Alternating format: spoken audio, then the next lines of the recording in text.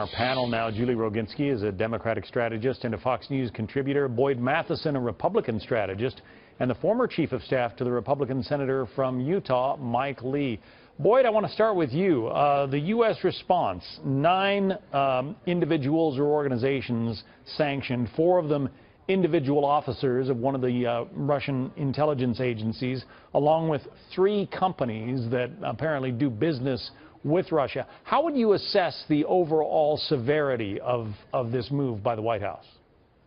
Well, I think it's very serious in diplomatic circles. This is basically one step below kicking out the ambassador to the country. So it's very serious in those terms. The fact that these folks have 72 hours to leave the country is a pretty significant signal to the Russians from the Obama administration. Although it's a very odd coming from the Obama administration. They've been really all over the map with Russia, starting with a very pompous Secretary Kerry talking about the reset and a lecture back several years ago.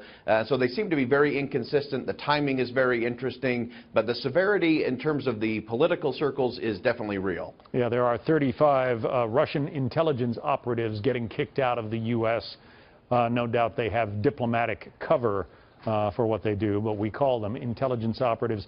Julie, what about that? What about the whole Russian reset thing and the hot mic moment where President Obama said he was going to have more flexibility after his re-election, which ultimately did take place?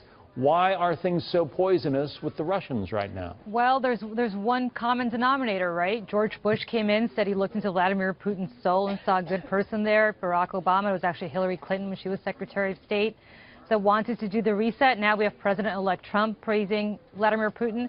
The common denominator is this: they will always be let down by Vladimir Putin, because Vladimir Putin is an authoritarian despot who longs for the days of the Soviet Union's greatness and considers the West to be the perfect foil for convincing his own people, who are struggling economically and living in an increasingly repressive regime, that all their problems stem not from his policies but from the West. And so the West will always be the red flag for the Russians to use against their own people, or at least for Vladimir Putin. I will say this about the sanctions. They are, and I don't even call them sanctions, I don't know what this is, I call it a disgraceful and weak move by the Obama administration. Lindsey Graham is absolutely right. What Congress needs to do, I don't have any confidence that President-elect Trump would sign this into law, but I would hope that President Obama would have done this. He failed to do that, which is go after Vladimir Putin and his inner circle economically. That is the only language Vladimir Putin understands. He only understands if you go after the billions of dollars in assets that he has shielded in the West and around the world. The oligarchs that prop him up and surround him have assets all over Western Europe and in the United States, including real estate fortunes and also personal fortunes in equity markets in London and the New York Stock Exchange. Freeze those assets, go after them in the pocketbook. It is the only language Putin understands.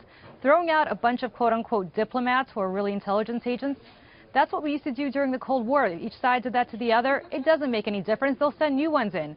Punishing the Russian intelligence services by banning them from coming here? Okay, great. What does that do to Vladimir Putin or the oligarchs who are threatening the Russian people and the West with their reprehensible behavior? This is a weak and feckless move by the Obama administration, and I am disgusted with how weak it is. They also, the White House, put out a statement saying that we will continue to take a variety of actions at a time and place of our choosing, some of which will not be publicized. Boyd, I suppose it's possible there could be some things going on here that we won't hear about or we'll hear about after the fact.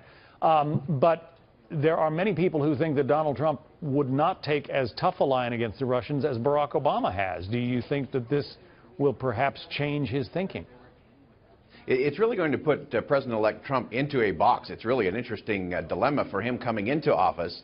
And I don't think it's helpful to the interests of the country that suddenly he's going to be faced with, does he remove the sanctions that President Obama just inserted? And if he does that, is he signaling that he is good friends with Vladimir Putin and things are going to be different? Or is he going to be more hardline and show American strength and some of the things that Julie talked about in terms of really defending those interests? And so you have this really interesting quandary where the Obama administration, who even just a few months ago refused to put some travel restrictions on some agents, even as it was advised to them by the FBI and Congress, saying they didn't want to provoke Russia in any way. And now they're putting these kinds of things on as they walk out the door, setting up a really interesting and very difficult scenario for an incoming administration that many people have criticized on the foreign policy front. Julie, we have less than a minute left, but you know, the White House has said that these actions have been going on for a long time. Why slap these sanctions on with just 3 weeks left in the Obama term? Well, first of all, if you remember, we did slap something called the Magnitsky Act and a bunch of sanctions on the Russians a long time ago in response to what they were doing in suppression of the press and killing, frankly, journalists that were writing stories that were less than complimentary about Vladimir Putin. It has prevented a lot of the people that I talked about from doing business in the West. We need to up that pressure. That was the right strategy to do. The Obama administration was on the right track, along with Congress and people like John McCain and others who, in a bipartisan manner, were doing the right thing on this. Sadly, anything that Barack Obama does through executive order now could be easily overturned starting on January 20th by the next president. That's why it's so important for Congress to act. I have no confidence or hope or expectation that they can act in the next 10, 20 days. But if there's any way to get this codified into law, and to have these sanctions like the Magnitsky Act expanded that targets specifically not the Russian people, but the oligarchs and Vladimir Putin, that's what needs to be done. Any executive order now, I have no confidence will ever be upheld by a man who's praised Vladimir Putin to the stars and thinks he's a great leader to emulate in many ways. Julie Roginsky and Boyd Matheson, thank you both. Thank you.